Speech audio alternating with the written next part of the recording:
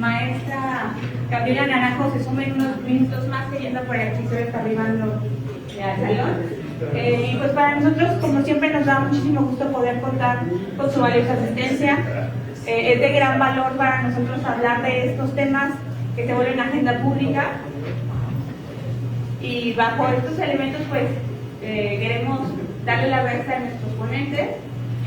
Gracias a la Ibero, que en este ejercicio conjunto que estamos realizando nos permite tomar nuevas perspectivas. Gracias a nuestra moderadora, que es la maestra Laura, que es la directora de No Más Pobreza, y que agradecemos ampliamente toda esta colaboración. Y pues sin más, damos pie a nuestro evento y muchas gracias por acompañarnos. Muchas gracias, Mayra. Bueno, primero agradecer a nombre de No Más Pobreza la invitación de la Universidad Iberoamericana y del Observatorio Ciudadano de León para sumarnos a estas mesas de análisis y reflexión que, como ya compartía Mayra, se han venido realizando durante varios meses, ¿no? El objetivo general de estos espacios es recuperar voces cualificadas que pongan a consideración de la comunidad leonesa en lo general aspectos de relevancia que nos atañen y afectan nuestro día a día. En otras mesas se ha dialogado sobre seguridad, movilidad, empleabilidad, y la intención es ir recuperando las reflexiones, las voces, las propuestas que aquí se van poniendo sobre la mesa, tal cual, para que puedan en algún momento reunirse por parte del Observatorio Ciudadano de León y compartirlas tanto con las instancias municipales como con los y las candidatas que en este momento están en el proceso de elecciones en nuestra ciudad, ¿no? Desde ahí, bueno, pues compartirles ese es el sentido, y en particular el día de hoy, este es un esfuerzo conjunto de la Universidad Iberoamericana León, No Más Pobreza, para abordar el tema sobre la desigualdad y la justicia social en nuestra ciudad. Primero vamos a tener un panorama general sobre el tema de la desigualdad con uno de nuestros ponentes, para después acercarnos más sobre el acceso a la justicia y los estándares de atención a víctimas en León, y cerraremos esta mesa profundizando en un tema que acentúa la problemática de la desigualdad en nuestra región, la desaparición de personas. La dinámica será la siguiente: escucharemos primero a cada uno de nuestros ponentes y a nuestra ponente, que está por llegar, durante hasta por 20 minutos, y hasta el final, después de las exposiciones, abriremos un espacio para preguntas.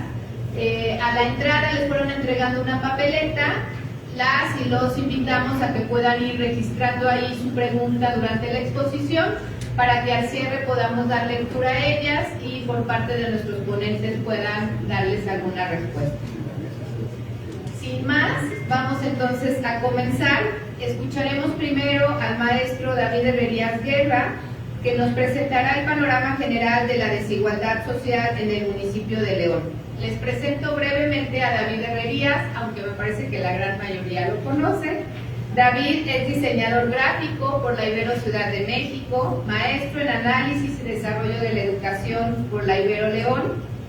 Se ha dedicado durante más de 35 años a la educación, al activismo ciudadano y a la promoción comunitaria. Actualmente trabaja en AUGE, Autogestión Comunitaria AC, es presidente del Consejo de No Más Pobreza y es consejero del Observatorio Ciudadano de León. Adelante, David. Gracias. Pues muy buenos días. Muchas gracias por estar aquí. Sí, estamos. Ahí me están viendo como para verme ya grandote también. Bueno, quiero abordar el tema de la pobreza y la desigualdad. No quiero volver, digamos, como a repetir muchos datos sobre la pobreza en León que se han hablado mucho, sino me quiero centrar en un análisis más de cómo la pobreza y la desigualdad afectan los derechos de las personas, ¿no? nada más así como en términos muy generales, estos son los datos de pobreza en Guanajuato del 18 al 22, y vemos que sobre todo en el 22, efectivamente, como se hizo público, hubo una mejora que está vinculada especialmente al tema del ingreso de los salarios, ¿no? Sin embargo, todavía, si le pasamos a la siguiente, todavía vemos que en Guanajuato las personas en situación de pobreza siguen siendo 2 millones de personas. Si 2 millones de personas en pobreza sigue siendo muchísima gente, ¿no? Y Guanajuato, si lo vemos en el panorama nacional, estos son números totales, no estamos hablando de porcentajes de pobres. Evidentemente, si hablamos de porcentajes, pues Chiapas, Veracruz, etcétera, pueden tener mayores porcentajes de personas en pobreza. Pero en números totales, Guanajuato está entre los estados que tienen mayor cantidad de pobres. Entonces, es un reto muy grande y sobre todo es algo que nos cuestiona en un estado que es una de las economías más importantes del país. Adelante. Entonces, voy a tratar de volver un poquito como en el tema de la pobreza, es decir, ¿qué significa realmente la pobreza? Para Coneval, que es, digamos, como una de las definiciones o de las aproximaciones a la pobreza que conocemos más, porque es la que se utiliza para medir la eficacia de los programas sociales en México, la pobreza tiene que ver, la miden, digamos, a partir de dos aspectos. Uno es el ingreso, si el ingreso alcanza o no alcanza para satisfacer, para comprar una canasta básica alimentaria y no alimentaria. Si estás abajo de eso, eres pobre de ingresos. Y luego considera una serie de satisfactores que tienen que ver con la vivienda, con el acceso al agua, con la educación, etcétera. Y si no tienes satisfechos uno o dos de esos satisfactores, entonces eres pobre vulnerable, ¿no? Y entonces, a partir de ahí, Coneval va definiendo quién es pobre y quién no es pobre. Quizá no es una definición de pobreza que nos dé muchas luces sobre todo el problema de la pobreza, pero lo que a Coneval le interesa es poder medir, ¿no? Es decir, el que se dedica a medir la pobreza, lo que necesita saber es a quién le voy a llamar pobre y a quién no le voy a llamar pobre para poder contarlos, ¿no? De alguna manera. Y tiene también, ya digamos, una virtud que es que no considera a los pobres nada más por el ingreso, es decir, la pobreza no es nada más una falta de ingreso. La organización Oxfam define la pobreza como la carencia de los recursos básicos necesarios para vivir con dignidad y participar plenamente en la sociedad. Fíjense, aquí ya hay un elemento que a mí me interesa mucho. Es decir, la pobreza no nada más es un tema de no tener ingresos o de que no me alcanza para comprar ciertas cosas, sino la pobreza no me permite participar plenamente en la sociedad. Y esto es bien importante, porque entonces estamos ya vinculando con otras cosas que son mucho más profundas que el puro consumo, digamos, ¿no? Y adelante, bueno, esto para Oxfam pues incluye no solo el acceso a las necesidades básicas, sino también todos estos elementos: el agua, la vivienda, la educación, trabajo, protección social y acceso a la justicia, ¿no? Adelante. Y otro, digamos, uno economista muy socorrido, porque es además premio Nobel, Amartya Sen, que es indio, nos dice que la pobreza no solo se trata de la falta de recursos económicos, sino de la incapacidad de las personas para vivir una vida que ellas mismas valoren. Entonces aquí también es muy interesante, porque no establece como los límites de la pobreza en los términos de que alguien de arriba diga, tú eres pobre porque no tienes piso firme, por ejemplo, ¿no? ¿Y quién te dijo que por ejemplo, que en Chiapas valoran o se les hace importante tener piso firme? A lo mejor el piso firme no es algo que me interesa, ¿no? Pero sí hay muchas cosas que me interesan y no puedo acceder a ellas, ¿no? Entonces, esta definición de Sen es muy importante. Y luego él tiene como tres componentes: los funcionamientos, capacidades y la falta de libertad. Para él los funcionamientos son estados de ser y hacer que valoran a la persona. Por ejemplo, son cosas como muy concretas: saber leer, poder trabajar, saber un oficio o algo así. Y luego a partir de ahí dice, bueno, cuando tú juntas varios funcionamientos, entonces estamos hablando de capacidades. Aquí es importante aclarar porque a veces se ha pensado que Sen dice que el problema de la pobreza es falta de capacidades, y entonces se dice, es que todo el problema es educación. Pero lo que está entendiendo Sen por capacidades, es decir, porque la gente carece de capacidades, se está refiriendo a que la gente no puede acceder a un cierto número de funcionamientos que él considera valiosos para desarrollar tareas o acciones concretas, ¿no? Por ejemplo, una persona quiere tener una vida sana, ¿no? Y para eso necesita acceder a varios de estos funcionamientos. Entonces, para eso hay que tener educación, etcétera, etcétera. Adelante. Y finalmente, Sen resalta que la pobreza, entonces, implica falta de libertad para elegir. Es decir, que combatir a la pobreza realmente supone hacer que las personas tengan la libertad para elegir. Si una persona es pobre, no es que le estemos quitando nada más el acceso a productos o a que no pueda tener una marca determinada de ropa, o sea, el problema con la pobreza es que la persona está limitada en sus libertades, porque no puede elegir. Si entendemos por la libertad la capacidad de autodirigirnos, si se me priva de ciertos derechos y otras cosas, entonces lo que se me está privando es de mi libertad de autodirigirme, de ir hacia donde yo quiero. En un país desigual, no todas las personas son efectivamente libres, ¿no?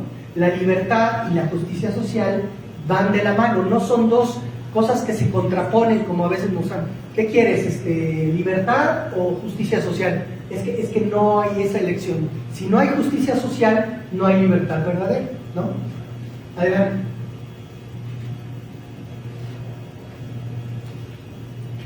Adelante. Ya no se puede autodirigir. Ahora, otra cosa que hay que entender de la pobreza es que las causas de la pobreza son primordialmente estructurales, ¿sí? Es decir, no tiene que ver con que haya gente que son pobres porque no quieren ellos salir de la pobreza, sino que hay causas estructurales. Significa que la sociedad se organiza de cierta manera, que esa forma de estar organizada, esas reglas del juego, son las que van produciendo la pobreza. Y no estoy diciendo con esto que no importa si una persona le echa ganas o no le echa ganas. Pero miren, yo trabajé 26 años en el Ibero dándole clases a chavos del Ibero, ¿no? Y yo sé que ahí había chavos que le echaban ganas y otros que iban de muertito, ¿no? Y todos los que son maestros en la universidad, en universidades privadas, les aseguro que me pueden decir lo mismo. O sea, van literalmente de muertito, ¿no? Y esos chavos terminan de muertito y saliendo tienen chamba en la fábrica de su papá. Y ahí empiezan a aprender, quizá, ¿no? Pero por más de muertito que vayan, por más mal que les vaya en la universidad, esos chavos no van a caer en la pobreza, ¿no?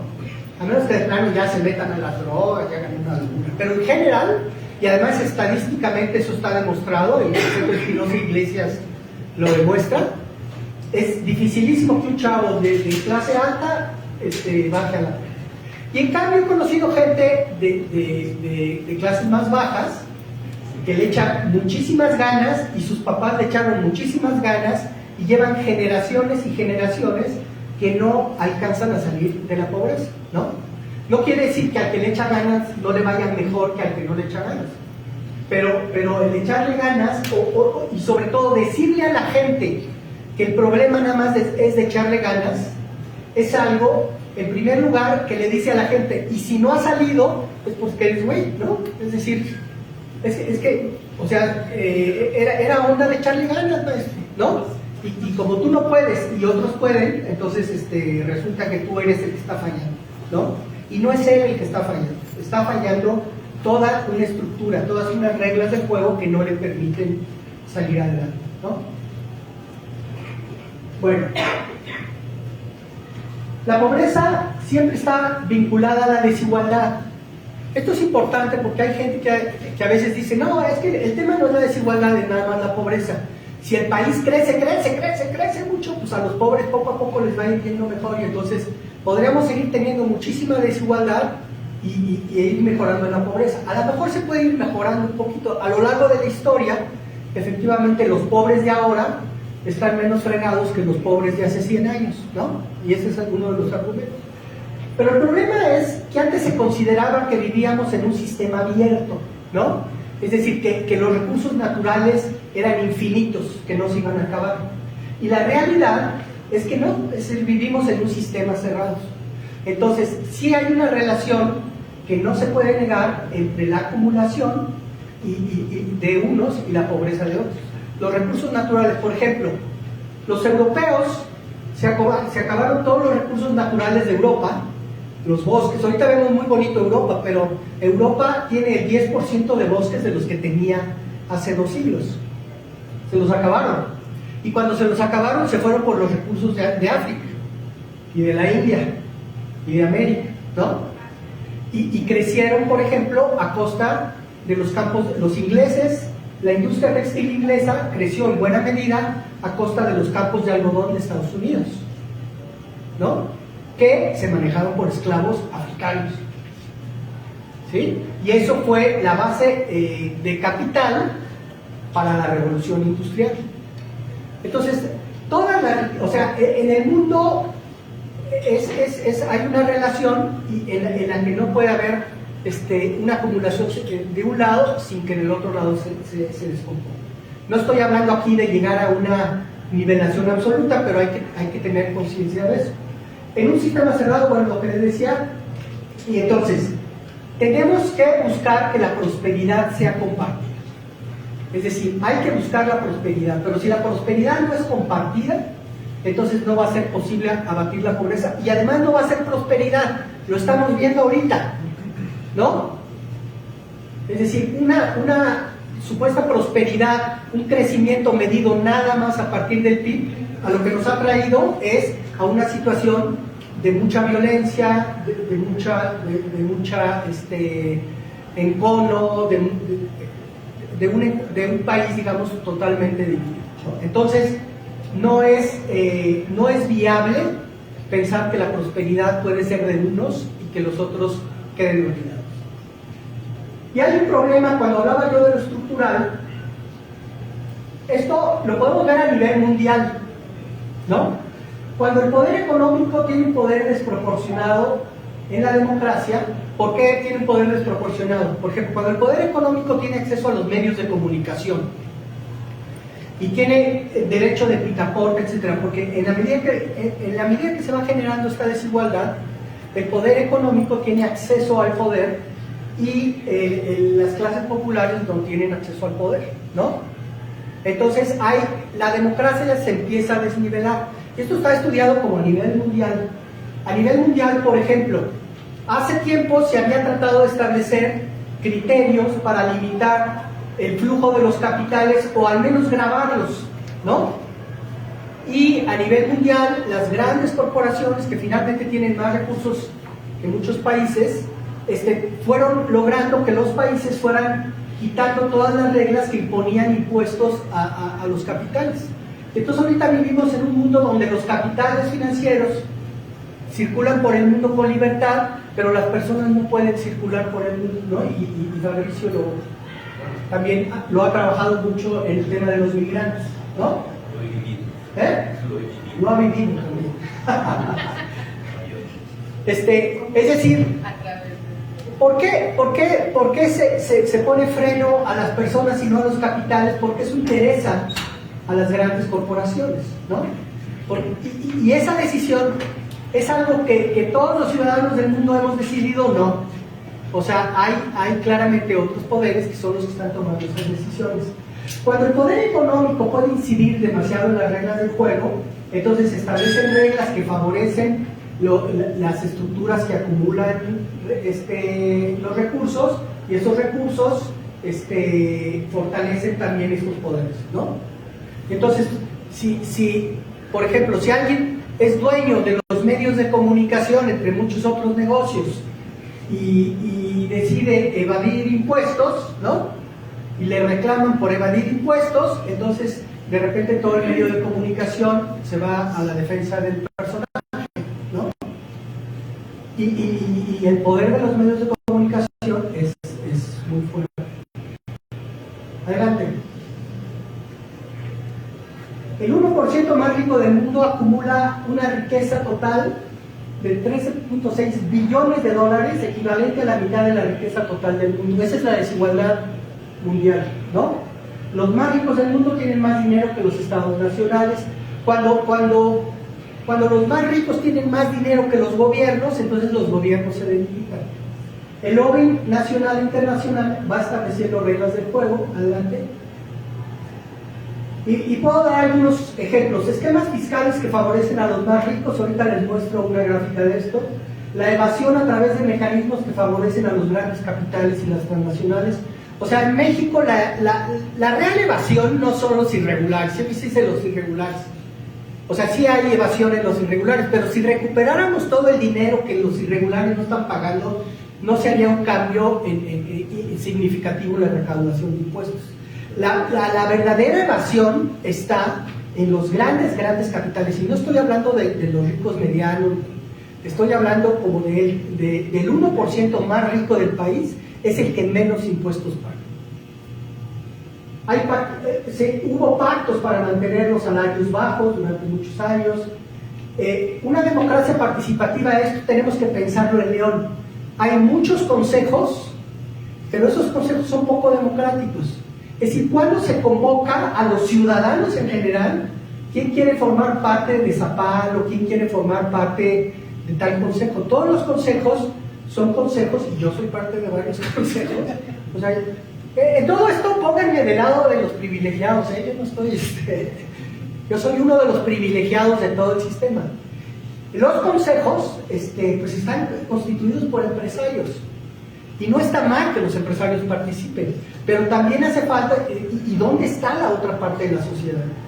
¿Dónde están los demás? ¿Y cómo los convoca? Porque alguien decía la otra vez, pues sí, pero es que dicen que son los mismos, pero es que cuando dicen quién quiere, nadie quiere. Sí, entre el empresariado ya están hasta el gorro porque están en todos los consejos, pero nunca he visto que se lance una convocatoria abierta a toda la ciudadanía. O sea, ¿dónde están los grupos ecologistas en Zapal, en desarrollo sustentable, etcétera? ¿Y dónde están ciudadanos de a pie en todas estas organizaciones? A ver, adelante, ya se me va a acabar el tiempo. Esta grafiquita me gusta mucho. Nada más, esto es un estudio para ver quién paga más impuestos proporcionalmente en México, ¿sí? Fíjense, la línea roja es el aporte al Producto Interno Bruto de cada uno de estos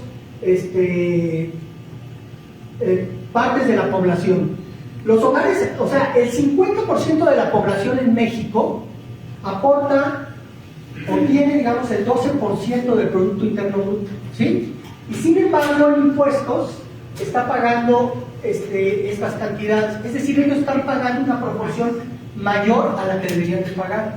Y luego vienen las clases medias, que son el 40% de la población, que están pagando el 51, 50, 47, y deberían estar pagando solamente el 34% en proporción a lo que está aportando al PIB.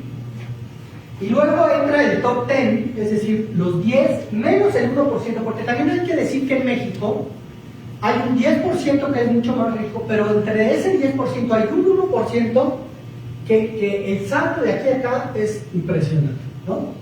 Porque estos ya están en ligas mayores, estos ya están entre los más ricos del mundo y todas las cosas. Bueno, que ya, acabo rápido. Bueno, los de ingreso alto están pagando, si se fijan, ya menos de lo que deberían de pagar, y el 1% aporta el 17% del PIB y ni siquiera eso paga, ¿no? Entonces, ¿quién está pagando realmente? O sea, ¿quién está realmente evadiendo los impuestos? Pues está de este lado, perdón, pero no está de este lado. Adelante. Bueno, ya esto, ya los conocen. Los superricos en México vieron crecer sus fortunas en 1/3 desde el inicio de la pandemia. Es decir, la pandemia fue la oportunidad para que los más ricos de México se hicieran más ricos. Adelante, ya, no más. Entonces, nada más quiero terminar, perdón.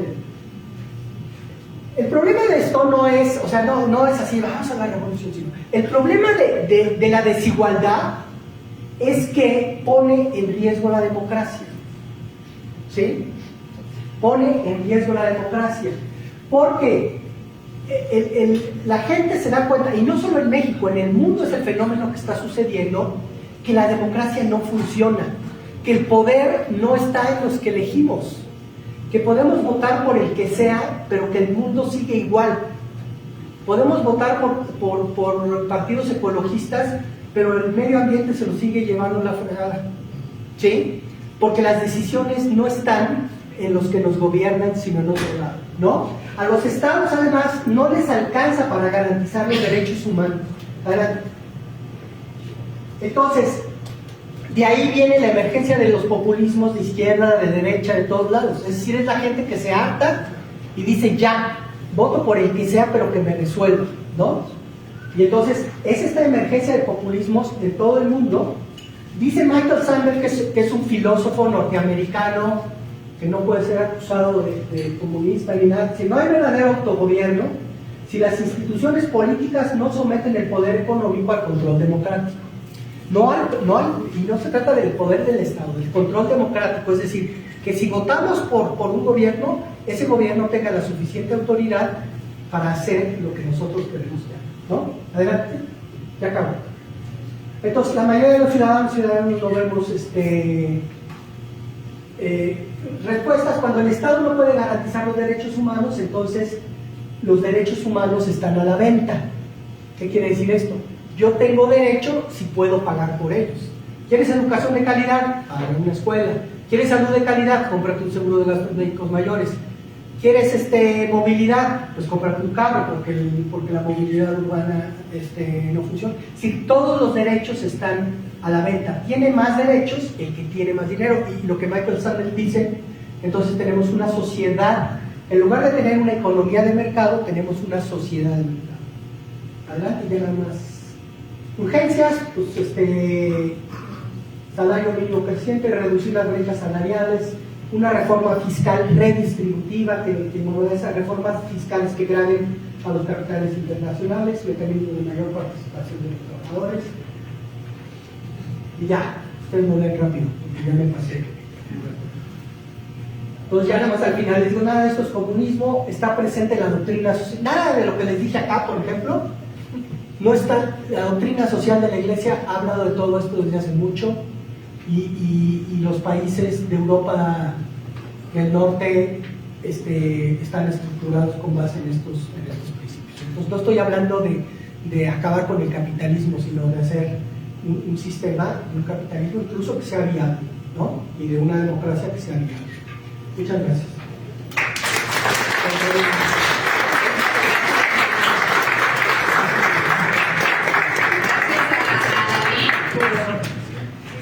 Sí, ¿verdad? Gracias a David por esta mirada amplia que pone la reflexión en el tema de las estructuras y de la relación entre la desigualdad y el acceso a los derechos. Vamos a escuchar ahora a la maestra Gabriela Naranjo Guevara con el tema el acceso a la justicia y los estándares de atención a víctimas en el municipio de León. Me permito presentar brevemente, para no robarle tiempo a la maestra Gaby Naranjo. Ella es académica de tiempo del Departamento de Ciencias Sociales y Humanidades de la Ibero León, doctoranda en estudios jurídicos, políticos y de gobierno por la Universidad de Guanajuato, maestra en Derecho Constitucional y Amparo por la Universidad Iberoamericana León y maestra en Educación Media y Superior por la Universidad de León. Es coordinadora actualmente de la licenciatura en Derecho de la Ibero León, excoordinadora de la maestría en Derecho Constitucional y Amparo de la misma Casa de Estudios, docente y capacitadora en temas de Derecho Constitucional, Derechos Humanos y Derecho Internacional de los Derechos Humanos. Cuenta con diversos artículos de investigación y ponencias en materia de Derechos Humanos y Derecho Constitucional, coordinadora de las obras Derechos Humanos, Parlamento y Control del Poder en México, una perspectiva local, y la investigación de la movilidad humana, miradas y propuestas desde el sistema universitario jesuita. Escuchamos con atención a la maestra Gaby. Muchísimas gracias, buenos días. Pues gracias al Observatorio Ciudadano por el espacio y por la invitación. Pues también por asistir a escucharnos un poco algunos temas para reflexionar, para poner sobre la mesa. No sé si funciona. Sí funciona.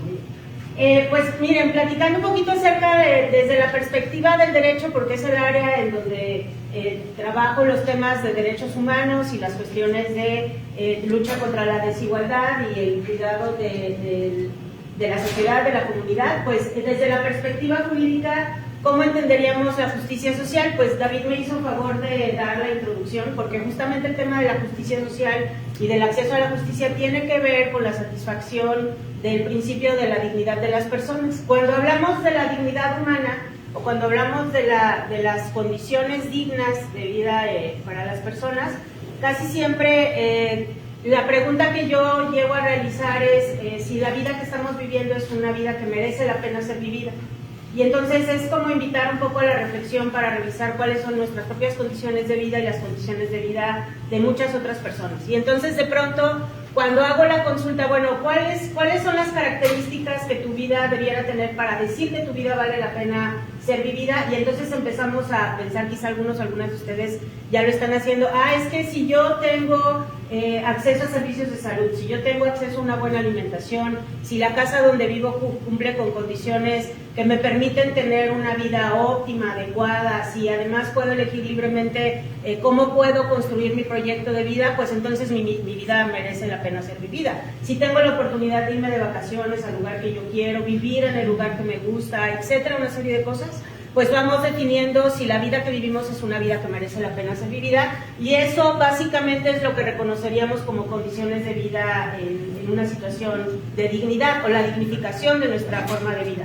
Y entonces eso justamente nos lleva al reconocimiento de un catálogo de prerrogativas que es lo que conocemos como derechos humanos. Entonces, básicamente el tema del acceso a justicia social tiene que ver con la posibilidad efectiva del acceso al ejercicio y goce de nuestros derechos fundamentales, y por lo mismo también cuando pensamos en cómo tendríamos que garantizar el acceso a justicia para todas las personas en términos de la justicia social, pues sería empezar a reflexionar cómo aseguramos o garantizamos que todas las personas tengamos o contemos con la misma oportunidad de ejercer plenamente y tener acceso pleno al catálogo de derechos fundamentales. Entonces esto asegura justamente las situaciones de la vida que merece la pena ser vivida. Este catálogo existe, bueno, esta pregunta que yo estoy planteando de cuáles son las condiciones que nos aseguran situaciones de vida digna, pues tiene muchísimos años en la humanidad, no es una cosa nueva. Históricamente nos ha llevado a la construcción de instrumentos nacionales e internacionales en donde hicimos una lista. Por ejemplo, si pensamos en la Declaración Universal de los Derechos Humanos, si pensamos en los pactos internacionales, si pensamos en la Convención Interamericana de Derechos Humanos, la Convención Americana, si pensamos en nuestra Constitución, quizá recuerden algunos la clase de civismo de segunda secundaria, o si estudiamos Derecho, cuando nos dieron la clase de Derecho Constitucional, nos dijeron, primeros 28 artículos de la Constitución son un checklist.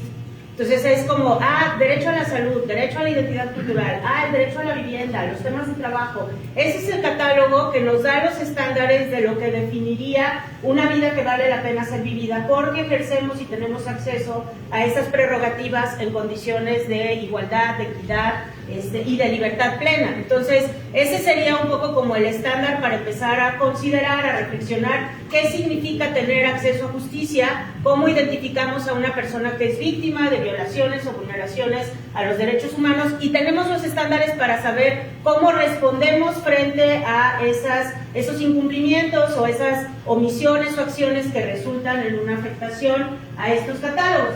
Y de esto podemos revisar cuáles serían las obligaciones tanto del Estado, refiriéndonos por Estado al gobierno, y las obligaciones de los particulares.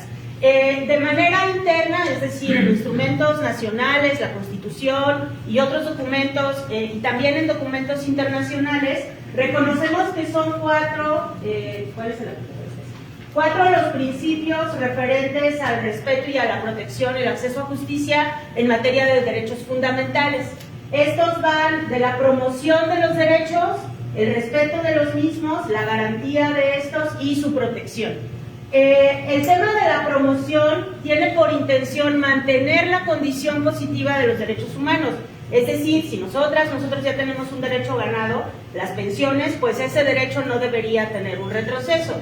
Y vamos por ahí promoviendo las condiciones del mismo para buscar también su mejora. Esto implica de parte del Estado abstenerse de realizar actos que vulneren o pongan en riesgo ese derecho. Si yo ya tengo una libertad de tránsito, la promuevo, la divulgo, le explico a la gente en qué consiste y me abstengo de vulnerar la misma o cometer acciones que la pongan en retroceso o en riesgo.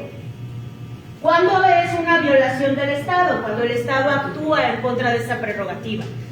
Pues yo cierro las calles, ya decido que hoy no pueden circular por aquí y se acabó, no cuestiono, no reviso, no nada. Entonces ahí estaría una vulneración y el cumplimiento de la promoción es inmediata. El Estado tiene que actuar de manera inmediata y permanente para garantizar que los derechos están satisfechos.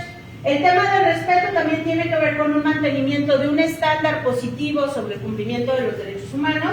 Aquí el Estado tiene una obligación de no realizar acciones que obstaculicen o vulneren el derecho, pero tampoco mantenerse omiso respecto a la satisfacción del mismo. Por ejemplo, si yo tengo derecho al agua asequible, saludable, limpia, etcétera, pues el Estado tiene la obligación de hacer cosas para proporcionarme el servicio con esas características. Si yo tengo derecho a la libre circulación, a la movilidad, pues el Estado tiene que hacer cosas para contar con una infraestructura suficiente y adecuada que permita justamente la movilidad en adecuadas condiciones. ¿Cuándo se violenta el Estado? Pues igual, cuando tocaría una actuación y no lo hace, o cuando no teniendo que actuar realiza acciones que vulneran el derecho, ahí estaría justamente la violación. Y el cumplimiento puede ser inmediato o progresivo. El tema de la progresividad es súper importante porque hay derechos que no son de inmediato cumplimiento. Por ejemplo, si yo pienso en el derecho a la salud, pues no es como que hoy me siento como un poco mal, voy al médico y mágicamente saliendo del médico ya me alivié. Hay un tema progresivo, hay condiciones que ameritan una participación permanente de las personas profesionales de la salud, el acceso a medicamentos durante un tiempo para que yo pueda recuperarlo. O si pensamos en los programas de prevención de la salud, pues estos no tienen un efecto inmediato, ni tampoco es como que los hagamos un día o 3 horas y tengan un efecto positivo. Son programas que tienen que estar de manera permanente presentes para garantizar la satisfacción de esta prerrogativa. El tema de la garantía tiene que ver con la mejora de las condiciones del derecho y con la realización de los mismos. Pues claro que tenemos un salario mínimo que dicta la ley y se supone que en términos de la ley, por el principio de la dignidad humana, el salario mínimo tendría que alcanzarnos para la canasta básica y asegurarnos condiciones adecuadas de vida. Sin embargo, muchos de nosotros sabemos que pues eso no es así. Y entonces, el que tengamos un piso de partida, un punto de partida respecto al salario mínimo, no significa que, pues ya cumplimos, entonces estamos ahí y estamos bien, no, sino que tendríamos que buscar la manera de que eso mejore para asegurar efectivamente condiciones buenas de vida para las personas, ¿no? Como en esta situación de dignificación, de dignidad de la vida. El Estado en esta parte tiene que actuar y de esa forma satisface el derecho. Yo implemento medidas, política pública, hago reformas legislativas, diseño leyes para asegurar que el derecho se está garantizando. Sería una violación cuando el Estado no hace su tarea y el cumplimiento también puede ser de forma inmediata o progresiva. Y la protección tiene que ver con la existencia de mecanismos. Cuando hay una falta, ¿cómo responde el Estado para subsanar la afectación que eso implica y para reparar el daño que se haya ocasionado por la falta que se cometió? La idea también acá sería mejorar. ¿Por qué? Porque cuando el Estado reconoce que ha faltado a un derecho fundamental y lo repara, dentro de las reparaciones tiene que establecer medidas de no repetición. ya hubo una persona, ya hubo un grupo de personas que se vieron afectadas por esta vulneración, tenemos que buscar la estrategia para que eso no vuelva a ocurrir y otras personas no enfrenten esta afectación. Entonces implica actuaciones de parte del Estado, y el Estado tiene que abstenerse de negar la protección, tiene que proteger efectivamente, y el cumplimiento tiene que ser progresivo. Ahora, esto es bien importante. Tenemos ya varios años en donde hemos reconocido que la responsabilidad en estos 4 verbos no solamente va del Estado, el primer respondiente es el Estado, pero también hay una responsabilidad de parte de los particulares. Los particulares no tienen responsabilidad respecto a la garantía y respecto a la protección, porque los particulares, por ejemplo, no tendrían la facultad ni la obligación de construir una carretera o de poner necesariamente un hospital con una perspectiva de protección de los derechos humanos, ni tampoco los particulares tienen mecanismos para responder frente a una vulneración. Es decir, un particular no va a poner un tribunal de aquí juzgamos a los que violan derechos humanos de manera particular, pero sí tienen una responsabilidad de promoción y de respeto. El día de hoy, por ejemplo, a través de programas de responsabilidad social corporativa, podemos encontrar con mayor frecuencia capitulados de evaluación de las empresas que abordan el tema de derechos humanos en general y que revisan primero como de la manera de una autoevaluación y después con fines de certificaciones. Nosotros respetamos derechos humanos laborales, respetamos jornada laboral, respetamos principios salariales, evitamos cometer actos discriminatorios desde la perspectiva del trabajo, contamos con mecanismos para evitar el acoso laboral o el acoso sexual dentro de nuestras organizaciones, evitamos el trabajo infantil, aseguramos a nuestros trabajadores y trabajadoras con todas estas herramientas de seguridad social y buscamos efectivamente mejorar sus condiciones de vida. Entonces tenemos una serie de estándares que satisfacemos y que nos permiten tener acceso a estas certificaciones de responsabilidad social corporativa.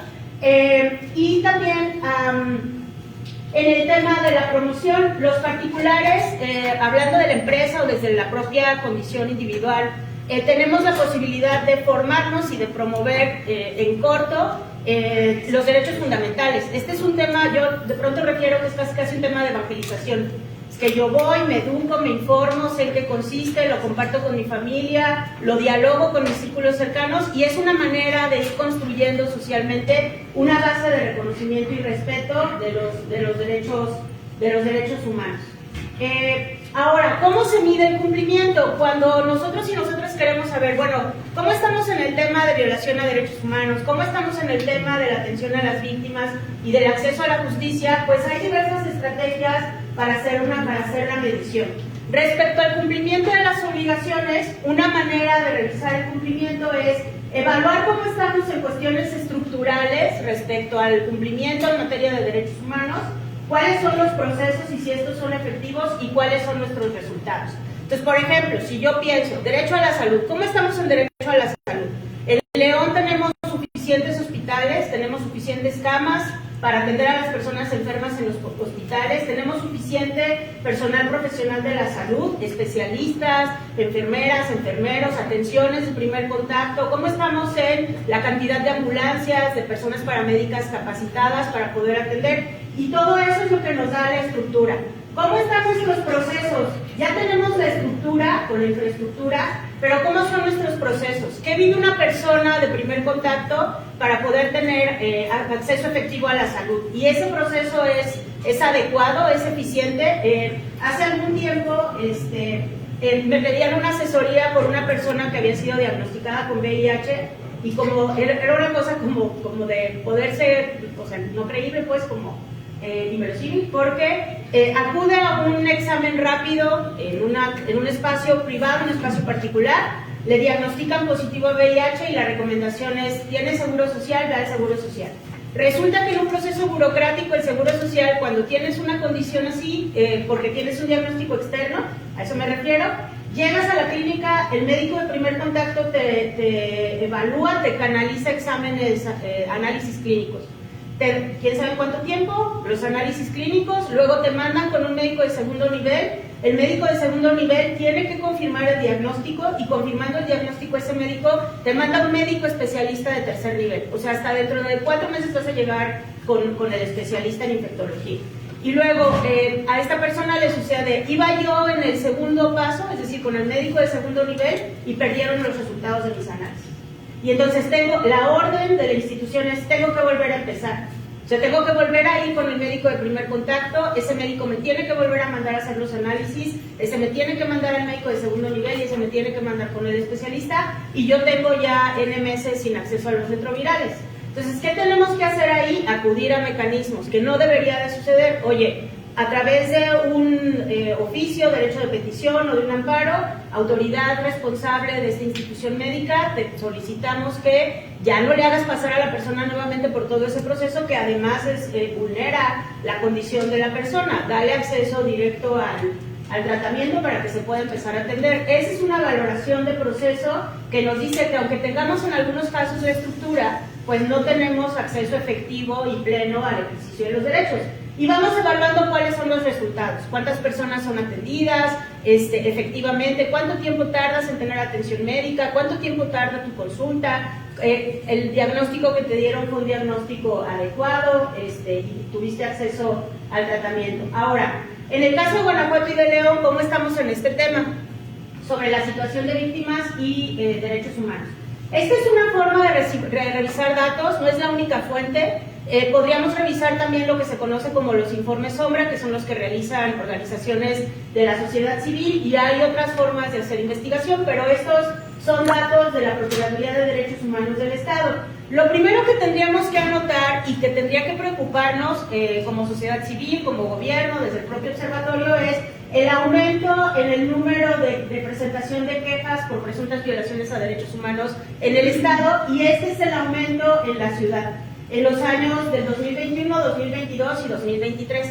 Esto no quiere decir, y esto es súper importante anotarlo, que estas son violaciones a derechos humanos, son situaciones en donde las personas consideraron que podrían encontrarse frente a una violación de sus derechos fundamentales y por lo mismo se acercan a la Procuraduría para hacer un anuncio sobre ello, para presentar una queja.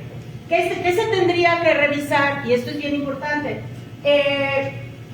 Cuando estuve revisando los datos, me vi un poco forzada a irme un poquito más atrás, porque 2019 y 2020, respecto a las quejas, hay que revisar el número de recomendaciones que se emitieron. Una recomendación es una resolución de la Procuraduría donde se determina que sí hubo violaciones a derechos humanos, y esta resolución implica una recomendación para la autoridad responsable para reparar el daño ocasionado por esa violación y también establecer medidas de no repetición. Entonces, sí es importante, sin emitir un juicio, no perder de vista esto. Mientras que 2019 y 2020, frente a este número de quejas, tuvimos estos números de recomendaciones, observen lo que pasó 2021, 2022, 2023 y confrontémoslo frente a la cantidad de quejas. Hay un número muy importante de casos que se dice que se sobreseen. Un caso se sobresee cuando la persona que presentó la queja decide retirarla o no continuar con la misma, o cuando la Procuraduría considera que no es competente para resolver el caso. Pero también hay una medida de resolución de los casos de violación a derechos humanos que tiene que ver con la conciliación. Esos casos es importante revisarlos. Desde los estándares internacionales, la conciliación no puede ser la primera alternativa de resolución de casos de violación a derechos humanos, porque si no se trata con cuidado puede constituir una revictimización de las víctimas, porque les obligas a mediar con la autoridad que está violentando sus derechos. Y lo que tuvimos en estos años fue un aumento muy significativo de las resoluciones a través de conciliación. Es la primera causa de sobreseimiento de los casos que se presentan ante la Procuraduría. Y eso es importante revisarlo porque habla de las víctimas, habla de la efectividad del acceso a los derechos y de la efectividad de los mecanismos para responder frente a los mismos. Entonces eso por lo menos merece la pena revisarlo, reflexionarlo y darle seguimiento. Respecto a las autoridades más señaladas, y esto tiene que ver con los temas de efectividad de los derechos humanos y el acceso a justicia. Las autoridades de seguridad pública en todos los años son las que tienen más comentarios o quejas respecto a posibles violaciones a derechos humanos. Los temas por los cuales son presentados los casos son por la falta de acceso a justicia, consideran los temas de impunidad y no solamente la impunidad en materia penal. Escuchamos mucho hablar de impunidad. La impunidad es cuando los actos que constituyen faltas no son sancionados. Entonces, pensamos mucho en impunidad cuando pensamos en delitos. Por ejemplo, en León, Guanajuato, en muchos lugares del país, si no está en todo el país, cualquier persona puede pensar en asesinar a alguien y tiene el 90% de probabilidad que no le descubran. Eso es impunidad. Cuando no hay investigaciones efectivas, cuando no hay sanciones que den respuesta frente a la comisión de la falta, estamos en impunidad.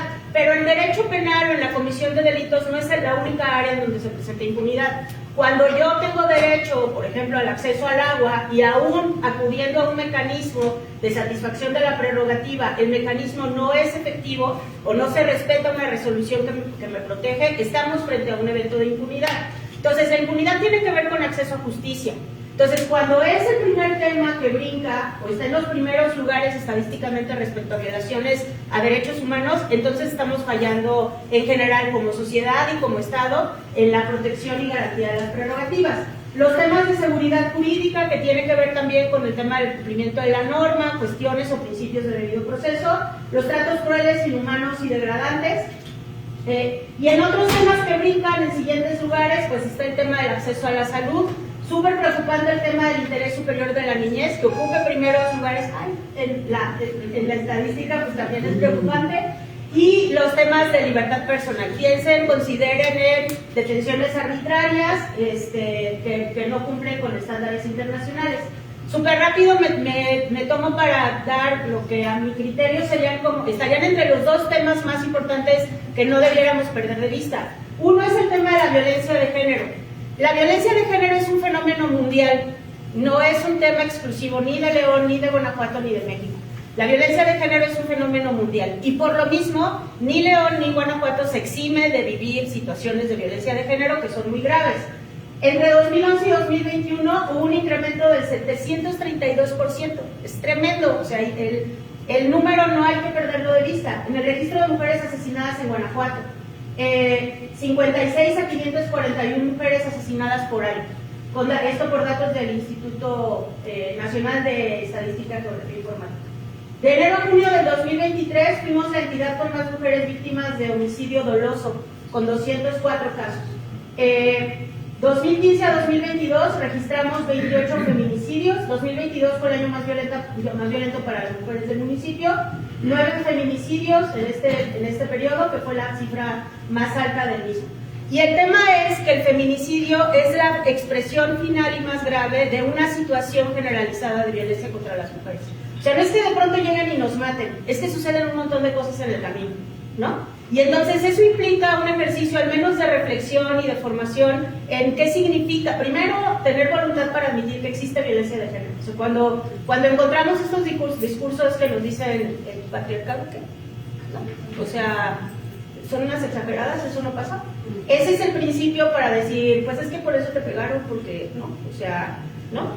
O porque estabas en esta condición, en este lugar o con esta ropa, por eso te violentaron sexualmente, como empezar a legitimar las conductas, y eso termina en los asesinatos de las mujeres. Entonces, eso pues no hay que perderlo de vista, al menos hay que reflexionarlo y formarnos sobre el tema, y por supuesto el tema del derecho al medio ambiente sano.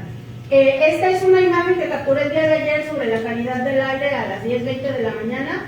Se habla mucho de las cuestiones del arbolado, se habla mucho del tema del agua, pero hablamos poco de la calidad del aire. No somos una ciudad tan grande para tener los problemas de contaminación del aire que tenemos, me parece. Más bien la actividad que desarrollamos y la poca precaución que tenemos sobre el tema nos está llevando a esta situación. Hay lugares en donde con estas condiciones los gobiernos recomiendan, por ejemplo, que las personas usen cubrebocas, que no salgan a hacer ejercicio a la calle, y uno puede salir a las 12:30 del día y encontrar gente corriendo en el bulevar con estas condiciones de aire que afectan. Esto ocasiona daños a la salud que además no son identificables de manera inmediata, y que establecer la correlación entre el desarrollo de ciertas enfermedades y la calidad del aire no es tan sencillo. Entonces esto tendríamos que estarlo revisando, porque de esto todos somos víctimas, todos y todas somos víctimas. O sea, hay personas que podrían estar en condición de mayor riesgo por las zonas en donde viven en la ciudad, pero de hasta los más y las más privilegiadas nos vemos afectados y afectadas todos los días de las horas. Y por supuesto el tema del agua, ¿no? ¿Cuáles son las estrategias que tendríamos que considerar para recuperar los mantos freáticos, las fuentes de agua, llamar otra vez a la lluvia, porque en realidad éramos una zona donde llovía mucho más de lo que llueve ahora? y pues ahí tendremos que hacer estudios, revisar y seguir tomando decisiones. Pues por mi parte sería todo, me imagino que después habrá espacios para participaciones y demás, y para eso le vamos a hablar. Muchas gracias.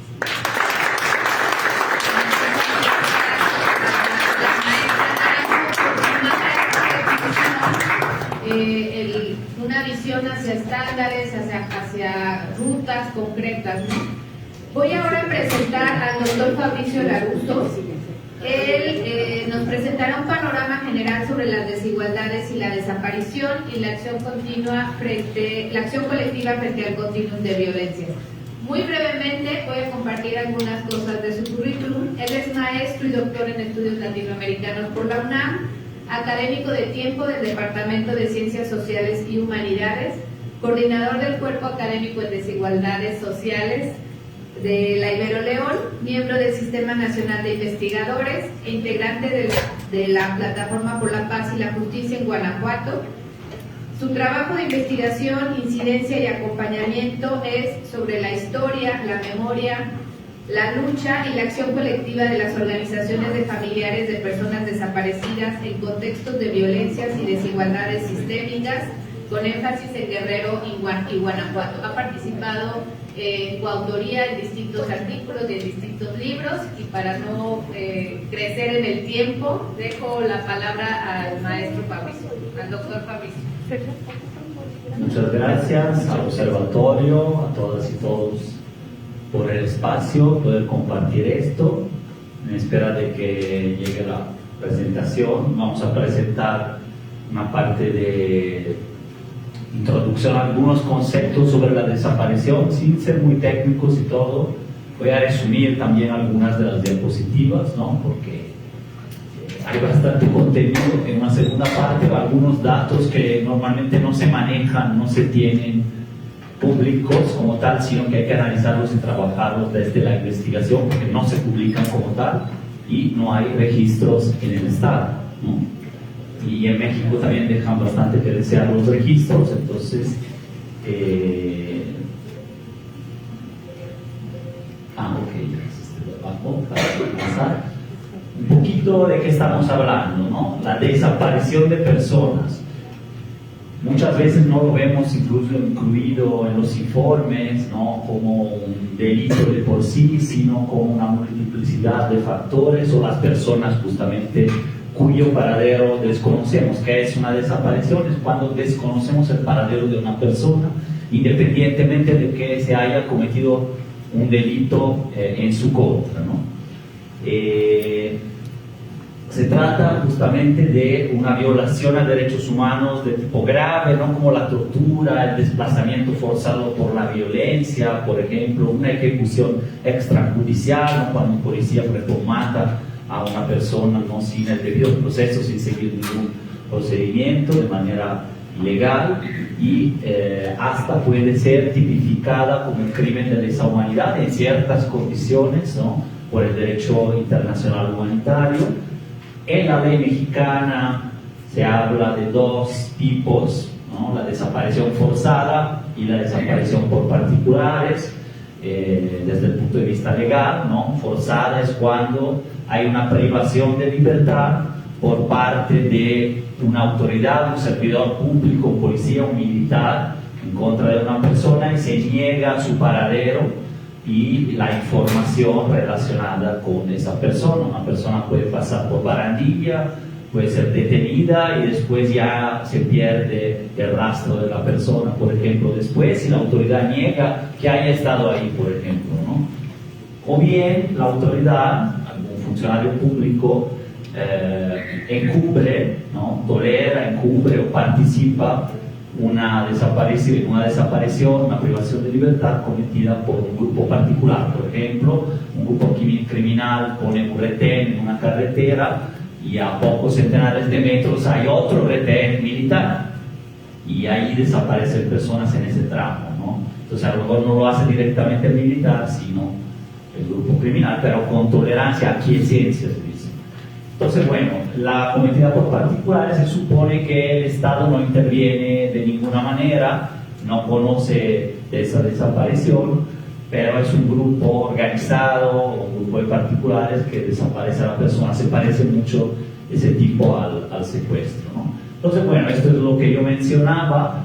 Prefiero avanzar un poquito esta parte, digamos, de conceptos, en el sentido de que, como decía justamente Gaby antes, las violencias, particularmente contra las mujeres, este concepto del continuum de violencia se trabaja en estudios de género, se empezó a trabajar en Colombia, también en México, y da la idea de la película, es decir, la serie de discriminaciones, la continuidad de violencias que viven las mujeres, pero aquí se aplica a las personas desaparecidas, entonces también a los hombres, pero antes y después de una desaparición, ¿no?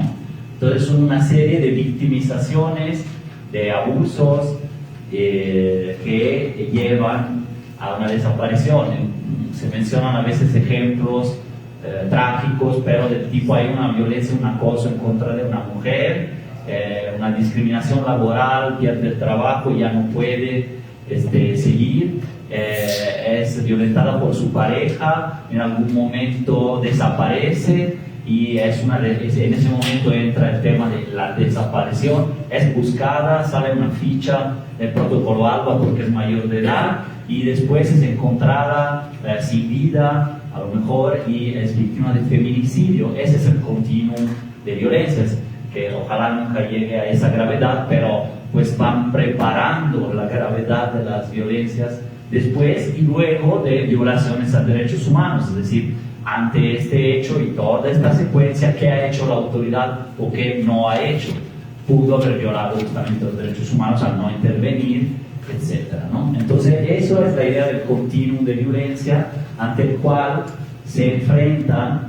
Normalmente, individualmente es muy difícil, como familia a veces hasta se rompen, es muy difícil enfrentar una desaparición, otro tipo de violencia grave, pero como comunidad, como trabajos colectivos, las colectivas de búsqueda, como redes en contra del crimen organizado, por ejemplo, o gracias a trabajos culturales de memoria, en la unión es cuando la gente logra de alguna manera protegerse, por lo menos revertir ciertas situaciones, denunciar la autoridad, pero eso lo vemos, ya sería la tercera parte.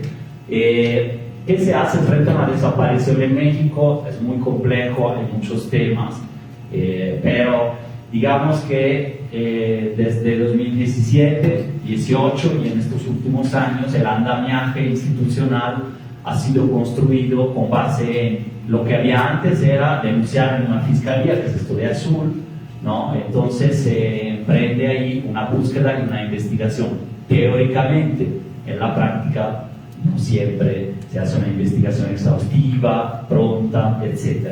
Eso era antes. Ahora existe, claro, la denuncia a fiscalía y todo ese proceso de búsqueda e investigación del caso con ese enfoque, pero existe la búsqueda humanitaria, es decir, 33 instituciones dedicadas solo a buscar personas independientemente de que hayan denunciado o no un delito. Por eso existen las comisiones estatales y la federal, la nacional de búsqueda. Y eso solo pocos países lo tienen como tal. Normalmente es el Ministerio Público quien va dirigiendo esas búsquedas, ¿no? En los demás países, Colombia, como pionera, y México han implementado un sistema paralelo justo por la desconfianza que se tenía y también el desbordamiento de las propias fiscalías estatales, muchas veces denunciadas hasta como cómplices en las desapariciones, ¿no? Entonces por eso se crearon también las comisiones de búsqueda con ese fin. También, y como todo esto se creó no de la nada, sino por presión de familiares, colectivos, grupos de la sociedad civil, brigadas independientes que empezaron a hacerlo de por sí. O sea, la comisión de búsqueda llega casi que a aprender o a replicar lo que las familias, de alguna manera, hasta desde los años 70, si queremos verlo así, y muchísimo más desde 2007, 2008, 2009, con el incremento, ¿no?, de la violencia de los desaparecidos y las desapariciones y digamos, el homicidio, pues han llevado la delantera en esos procesos legales y también en esos procesos de búsqueda, acompañadas por organizaciones, la academia, cada vez más, pero ha sido muy difícil. Todavía el acompañamiento de la sociedad es pobre, queda de ver, ¿no? Y en el marco de organismos internacionales. Esto no lo voy a explicar a fondo aquí, me gustaría pasar a los datos, digamos, más inéditos, fruto de la investigación, pero todo este andamiaje legal, instituciones, leyes en conjunto y protocolos nuevos de estos últimos años conforman un derecho emergente de toda persona a ser buscada en caso de desaparición. Parece algo banal, pero no lo es tanto y no lo ha sido en la historia del país, ¿no? En Guanajuato tenemos una Comisión Estatal de Búsqueda desde el 2020, la Fiscalía General del Estado y organizaciones civiles, colectivas, ciudadanas. También desde la academia trabajamos. No es que quiere decir, no voy a leer y analizar todos los datos. Es un fenómeno de larga data y no es que sucedió desde 2008, del 18, perdón, 2020 nada más. Ha ido fluctuando esto solo en cifras oficiales. Las cifras realmente son siempre mayores por la cifra negra. En este caso de las desapariciones, bastante, porque hay miedo y o desconocimiento, ambas cosas, a denunciar, sobre todo fuera de las grandes ciudades, ¿no? Y se ha multiplicado en datos oficiales por casi 7 veces, ¿no? A nivel nacional, el registro en 2020 empezó con 73.000 casos, digamos, heredados del periodo anterior, llega a 116.000 a la actualidad.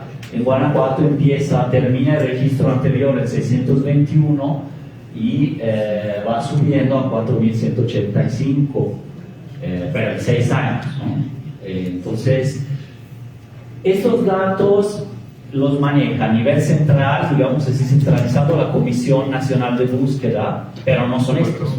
Estos son datos de la Fiscalía Estatal porque son más fehacientes y de hecho son mayores en porcentaje significativo que los datos de la Comisión Nacional, que no se actualizan constantemente y dependen de la misma Fiscalía que los mande a la Comisión Nacional en el Registro Nacional.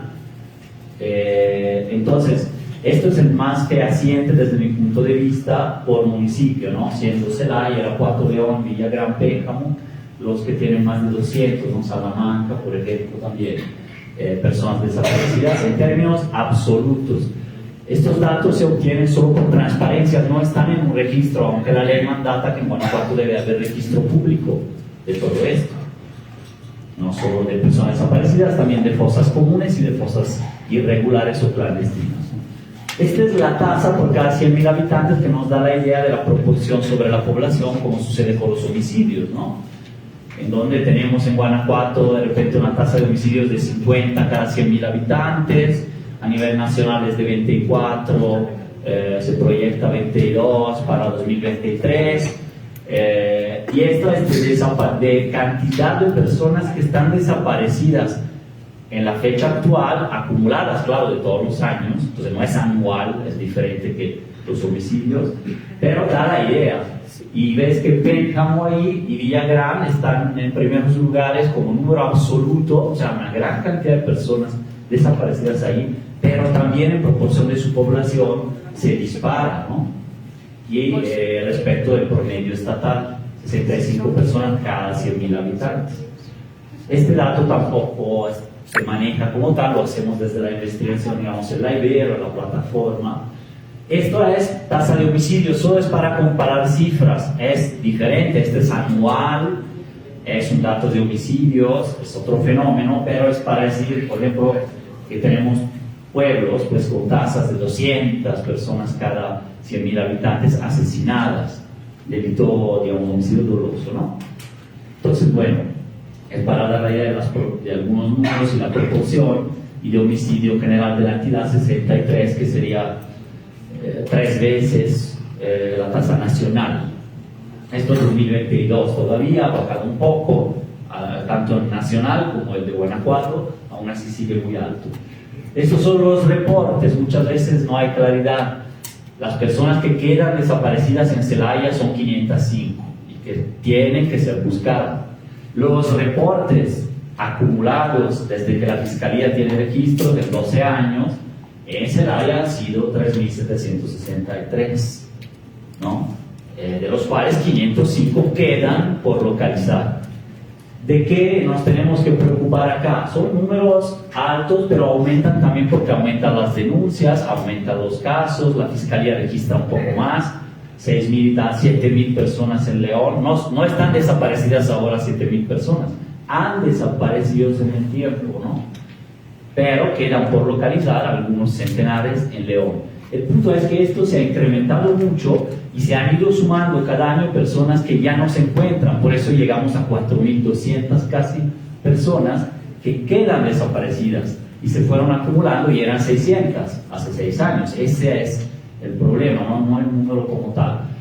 De hecho, hay una tasa de localización o de regreso de personas, en su mayoría con vida, del 87% en Guanajuato. A nivel nacional es más bajo, llega al 60%. O sea, la mayoría de las personas que en algún momento se denuncian como desaparecidas sí regresan o son localizadas. Sin embargo, el acumulado, como decía, de quienes no, es preocupante porque los de larga data pues pudieron probablemente ser víctimas justamente de violaciones graves a derechos humanos o del crimen organizado, ¿no? Aquí, para no repetir, paso más rápido. Estos datos están en una columna que sale hoy en Sin embargo, por ejemplo, de mi parte, y en el boletín que emitimos como Plataforma por la Paz el día 18 de este mes, para participar con datos a la búsqueda humanitaria que hubo a nivel nacional, esa jornada de búsqueda, que van a ver algunas fotos de ella, ¿no? Aquí son los números generales que ya mencioné, se lo repito. También hay un estudio preliminar que estamos terminando, en que detecta con todas las fuentes posibles, es decir, oficiales y de prensa, de 2009 hasta ahora, un número superior a 550 fosas clandestinas, que hablan de un fenómeno de impunidad, de un fenómeno de graves violaciones y múltiples violaciones a derechos humanos, de manera continuada desde 2009 hasta 2024, en que los últimos 4 años van sumando la gran mayoría, el 80% de estas fosas, pero existían también antes, ¿no? Y superior a 1.000 cuerpos recuperados, de ahí no todos están identificados, ¿no? Los panteones de Guanajuato es otro tema que las mismas personas buscadoras señalan muchas veces. Hasta 2023 la Fiscalía declaraba 825 cuerpos en panteones de los municipios no identificados, es decir, podrían estar siendo buscados por sus familiares, pero no tienen archivo genético, no tienen ni siquiera a veces la información. Curiosamente, a principios del 24 ese dato baja a 336, 450 menos en los municipios, pero estos cuerpos no han sido transferidos al Panteón Central que tiene Fiscalía en Guanajuato, entonces no se sabe dónde están. O sea, la información es incoherente y entonces detectamos que también los municipios dan cifras diferentes. Ejemplo, inventando un poco las cifras, pero el año pasado había 80 cuerpos sin identificar en la fosa común de Celaya, podrían ser buscados justamente por familiares de larga data. De estos 80 cuerpos, ahora, según datos, hay 40, según Fiscalía, a lo mejor, y Celaya da otra cifra total, 100. O sea, hay 3 datos diferentes que discrepan. En muchos municipios es así, entonces es otro problema que aquí ha sido señalado muy poco. Mecanismos internacionales, hay mucha lentitud en los 15 casos que acompañamos de acciones urgentes ante la ONU. Un familiar puede, como otra herramienta más, solicitar ese acompañamiento a la ONU, abrir un caso y hacer que las autoridades trabajen de manera conjunta, federales, estatales, en su caso, sobre todo es Fiscalía, Comisión de Búsqueda. Pues después de un empuje inicial, 2021-22, ahora siguen muy estancadas, incluso con esa supervisión de la ONU, que luego emite informes sobre el Estado y puede condenar la actuación del Estado. ¿no? Según lo que no se ha hecho en esas actuaciones, ¿no? Frente a esto, hay una organización social pujante desde 2009-2010 a nivel nacional, ¿no? Por los primeros estados que se movilizaron masivamente, Coahuila, sobre todo, pero básicamente todos. En Guanajuato llega después estas movilizaciones y desde 2020-2019 en particular, de dos colectivos que había antes relacionados con casos más antiguos, del 2010, 2011, Cazadores de León y Justicia y Esperanza en San Luis de la Paz, que eran casos ocurridos de desapariciones masivas en 2010, 2011, en otros estados cercanos, Zacatecas, Tamaulipas, pero son casos de guanajuatenses desaparecidos ahí. Ahora ya hay 24 colectivos más, o sea, son 26 más buscadoras independientes, también como se les llama, que realizan actividades con más de 1000 familias aglutinadas en estos colectivos. O sea, es un movimiento muy, muy importante que explotó paralelamente con esto, o sea, violencias, desaparición, pero también indolencia y poca actuación de las autoridades en los casos, en los municipios, ¿no? Y patrones sí de colusión, sobre todo a nivel local en diferentes territorios. Entonces, la respuesta social ha sido este tipo de organización que está bajo amenaza. En el mismo boletín que presentamos hablamos de cómo hay 6 casos plenamente documentados de homicidios y feminicidios, pero digamos de asesinatos en contra de personas buscadoras en Guanajuato en 4 años. Tenemos documentados realmente 9 casos y una persona, Lorenza Cano, de Salamanca, desaparecida, ¿no? Entonces 9 casos de asesinatos, 6 plenamente documentados y los otros documentados pero que se mantienen en el ámbito privado, es decir, tenemos conocimiento, no podemos mencionar sus nombres, no es público el nombre, pero sí hay 9 casos de personas asesinadas en pocos años para esto. ¿Qué hacen los colectivos? Pues lo que están leyendo aquí, ¿no? Presión nacional, internacional, legislación, participación con autoridades políticas, enfoques distintos que pueden tener. Es muy complicado resumir todo acá, casi acaba el tiempo, son 10 minutos. Pero vamos bien, porque ahora es más bien mostrar actividades que han hecho y recomendar que puedan acercarse y brindar apoyo en todos los municipios en donde estén trabajando y que no genere ese, a lo mejor, susto o esa diferencia, ¿no? O esa situación de no me acerco, porque realmente hasta las mismas autoridades, la Comisión de Víctima, la Comisión de Búsqueda de acá, les reconocen que hacen un trabajo no solo de buscar y encontrar, como la Brigada Independiente que ya encontró más de 210 cuerpos de personas sin apoyo de autoridades, en 2 años, prácticamente 2 años y medio. Además de eso, que la búsqueda humanitaria y regresar a casa de personas, también actúan por la memoria, para que no se olvide la historia de vida de las personas, ¿no? Personas básicamente inocentes que han sido desaparecidas o incluso han padecido, ¿no? Sufrimientos enormes y son encontradas después en alguna fosa, o bien el tema, ¿no? De las mujeres que se encuentran luego en otros estados bajo esclavitud de algún presunto y falso novio en algún momento, que por eso decían las autoridades también aquí, ¿no? El exgobernador explícitamente que se iban con el novio, sí, y olvidaba ese continuum de violencias en donde más bien luego es víctima de trata o de esclavitud o de redes, ¿no? De presuntos novios o hombres que más bien poco a poco van llevando con toda una organización personas, ¿no? A otro lado, ya sea hombres a trabajar en laboratorios, en la calle, etcétera, o bien mujeres esclavizadas en el norte del país, en otro estado, ¿no?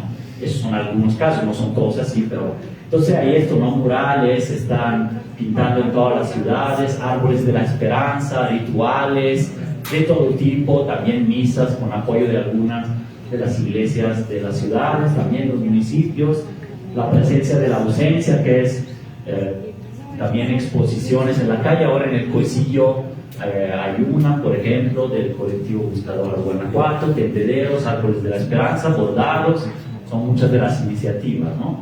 Ya para ir cerrando, solo visualizar en el mapa, van apareciendo rápido. Este mapa lo publicamos en el Twitter Desaparecidos Guanajuato o Plataforma GTO. En esas dos cuentas de X pueden ver las actualizaciones de estas cifras, etcétera. Esta misma presentación la cargué ayer también en el canal que se llama Trotamundos Político de YouTube, que es el mío, pero para tener los datos, poco a poco van saliendo las publicaciones y estos datos los vamos a colgar en el Twitter, yo creo que hoy o mañana, estas gráficas, ¿no? Pero así, son los 26 colectivos que van surgiendo por año, ¿no? Así se ven y bueno, pues da la idea muy plástica, digamos así, muy directa en el mapa. Organizaciones de sociedad civil, nacional, internacional, pública y privadas se han sumado. Hay que decir que también querido Luis Alberto Ramos, ¿no? Que en paz descanse, desde este Observatorio Ciudadano ha apoyado en un inicio muy decididamente en 2017-18 este tema de manera muy discreta, ¿no? Pero sí siempre lo había hecho cuando recién empezaba este movimiento. 2018 foros de escucha aquí en León y luego 2019 los primeros colectivos nuevos que son ahora los del centro, pero aquí son los grupos que han en estos años participado, ¿no? Incluyendo la Ibero, la plataforma y las cuentas. Iniciativas culturales, ya para cerrar, es la promoción que siempre hacemos. Son iniciativas que aportan mucho a las buscadoras, como este recetario, que es un libro a la venta en la Ibero, por ejemplo, por internet, que son recetarios de los seres queridos, o recetas de los seres queridos que son buscados, ¿no?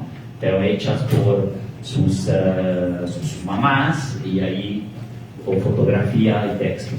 Canciones, como Así te buscaré, que invito a apropiársela y a escucharlo porque son historias de ellas que hemos plasmado en canciones. O para Ramona, ¿no? Que ya ha sido encontrada, por cierto, por su mamá, que es la que ven aquí, pero que ha sido una luchadora social aquí en Guanajuato, así tremenda, ¿no?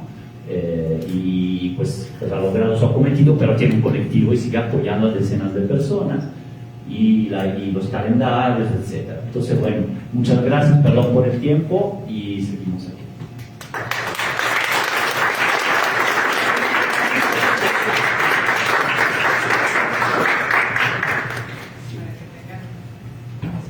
Muy bien.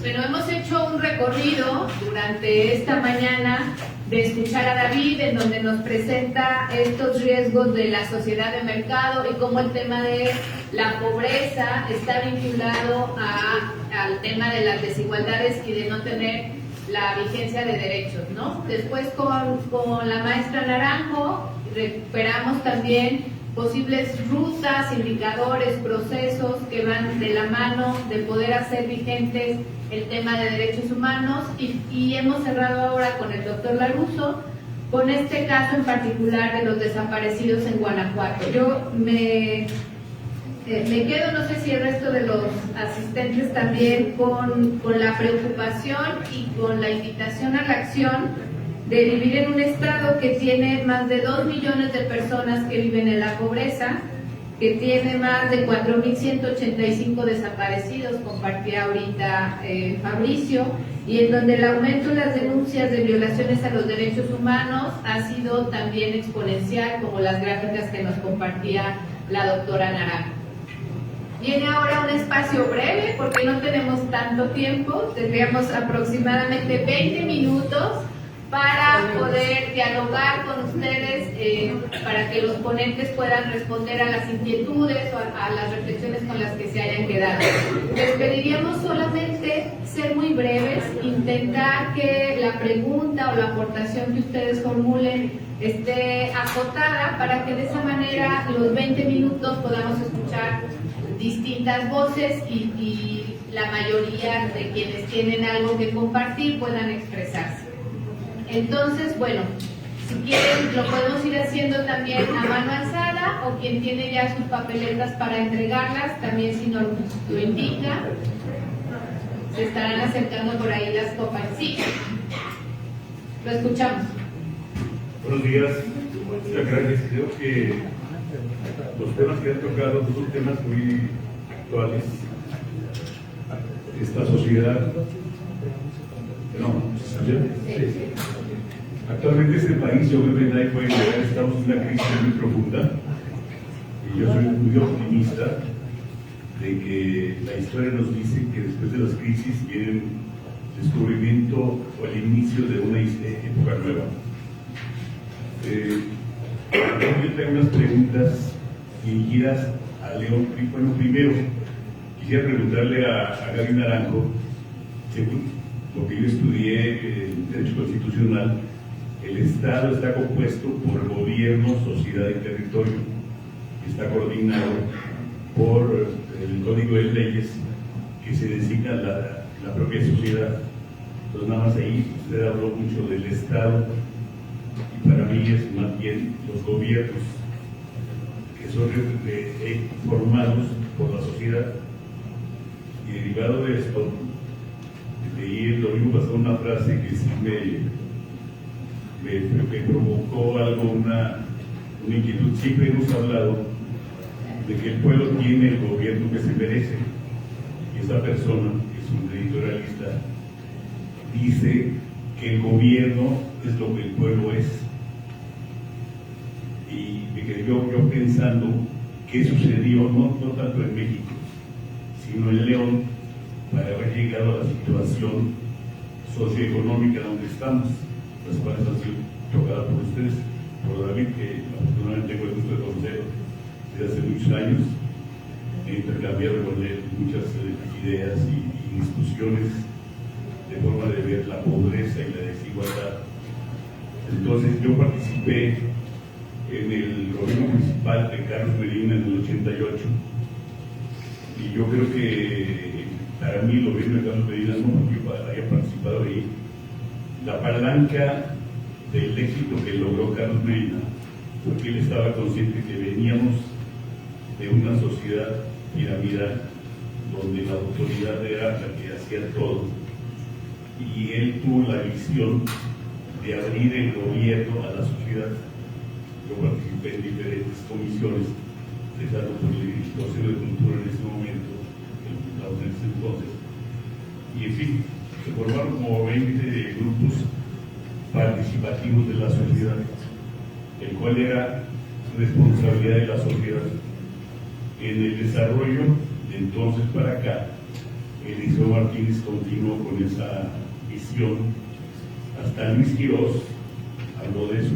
Ahora vemos que el andar del pasado y el otro día el debate de los candidatos a presidente municipal realmente es penoso, las propuestas que dieron, sobre todo la expresidenta, hablando ahora de que se están metiendo a temas que no corresponden a la autoridad municipal, como la cuestión de la educación y la medicina.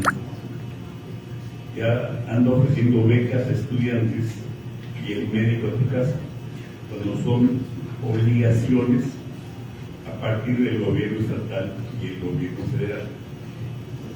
Viendo todos estos conceptos están definidos en lo que es el Estado y los gobiernos.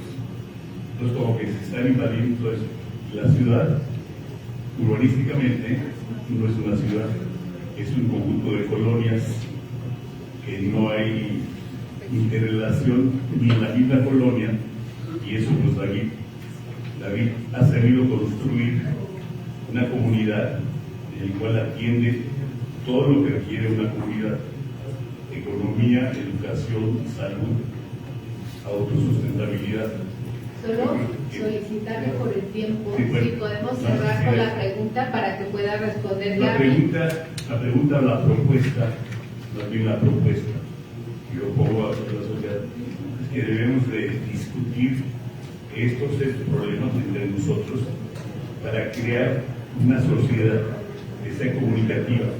Todos estamos conscientes de la problemática, todos tenemos algo que aportar, pero mientras no establezcamos mesas de diálogo, no vamos a formar el nuevo León que todos queremos. Muchas gracias. Doy el micrófono a Gaby si quieres hacer algún comentario a la aportación. Sí, muchas gracias.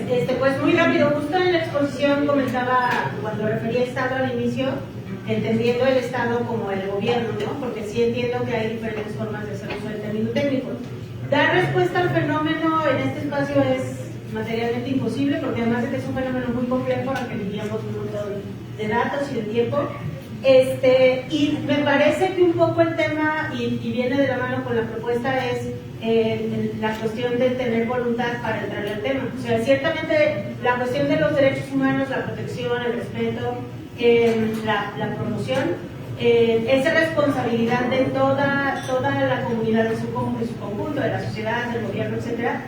Y lo que necesitamos es voluntad. Y la voluntad implica justamente decir, bueno, vamos a sentarnos, vamos a indagar cuáles son los actuales estándares en materia de derechos humanos, desde los espacios donde estamos, cuál es la responsabilidad que nos toca. De manera muy rápida, por ejemplo, yo pensaría, ¿cuántos años en esta ciudad tenemos la existencia de empresas que manejan doble nómina? Y que por doble nómina implica el no registro real de salarios en seguridad social. Y eso al paso de los años, a lo mejor David sabe más sobre el tema, pero al paso de los años eso como ha resultado en pensiones que provocan el empobrecimiento de las personas adultas mayores de León. Y eso, por ejemplo, es un tema de la sociedad, o sea, es un tema de que los empresarios y empresarias digan, no podemos permitirnos tener un negocio donde nuestros colaboradores y colaboradoras no estén registrados por el salario real, porque vamos a perjudicar temas a futuro que impactan en pobreza, desigualdad, vulnerabilidad, etc. Entonces, ese es solo un tema que da para 3 horas. Creo que por ahí también. Muchas gracias, Gaby. Tengo ahora 2 preguntas para David y aunque no están directamente relacionadas, las voy a leer. A lo mejor logramos que las respuestas se puedan englobar.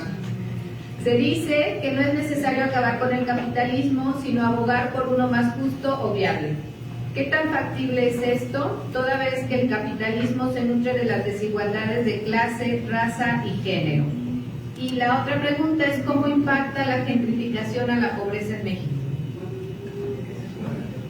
Bueno, primero nada más para complicarla, nada más le quiero decir a Federico, a mí me parece que sí es muy interesante que pudiéramos pensar en mesas a lo mejor divididas por derechos, donde nos dediquemos a profundizar como en estos problemas y hacer propuestas más allá de cuestiones partidistas ni nada, sino como realmente buscar soluciones y hacer propuestas. Quizá hay grupos como No Más Pobreza o la Alianza por la Prosperidad que están trabajando en algunos temas, pero me parece que es urgente sentarnos como a construir propuestas y las universidades a lo mejor podrían ser la base para eso.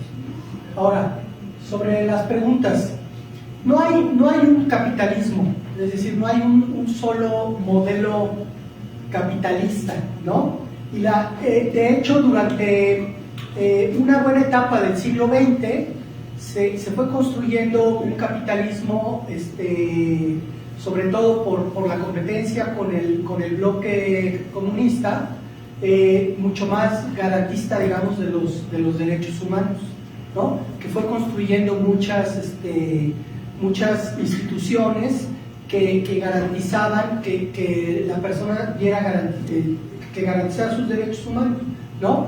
Y vemos, por ejemplo, no podemos decir que Finlandia, Islandia, sean países no capitalistas.